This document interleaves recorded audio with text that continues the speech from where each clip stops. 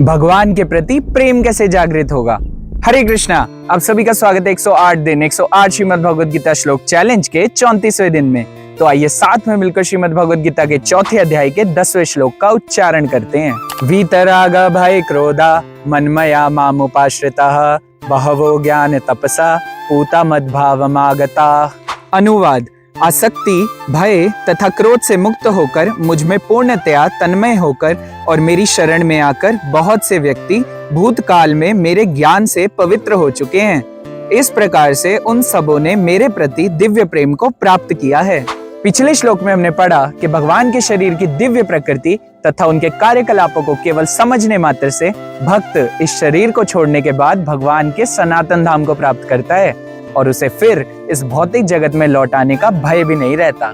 परंतु भगवान की दिव्य प्रकृति और उनके कार्यकलापों को कैसे समझे, इसका सूत्र भगवान इस श्लोक में देते हैं। जो व्यक्ति आसक्ति, भय और क्रोध से मुक्त होकर वीतराग भय क्रोधा जो मेरे आश्रय में रहता है, मनमया माम उपाश्रिता, ऐसे ज्ञान से वे शुद्ध हो जाते हैं तथा मेरी प्रेमा भक्ति प्राप्त करते हैं।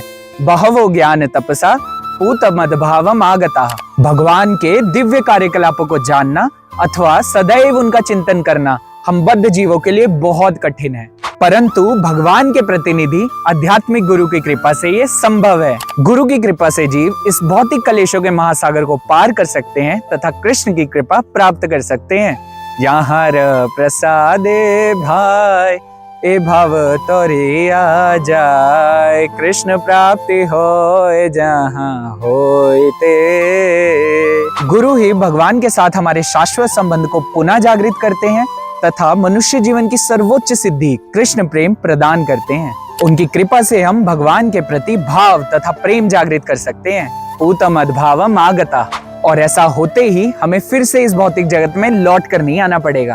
अब आप सबके लिए एक प्रश्न है जो कि आपने श्रीमद् भगवद गीता के इस श्लोक के तात्पर्य से पढ़कर बताना है कि भक्ति में सर्वोच्च अवस्था क्या है और उसे कैसे प्राप्त किया जा सकता है। चैलेंज में पार्टिसिपेट करने के लिए इस प्रश्न का उत्तर कमेंट सेक्शन में अपने नाम के साथ कमेंट करें। मिलते हैं अगली वीडियो में, तब तक के लिए हरे कृष्णा। भगवत वाणी भगवद गीता की जय। श्रील प्रभुपाद की जय।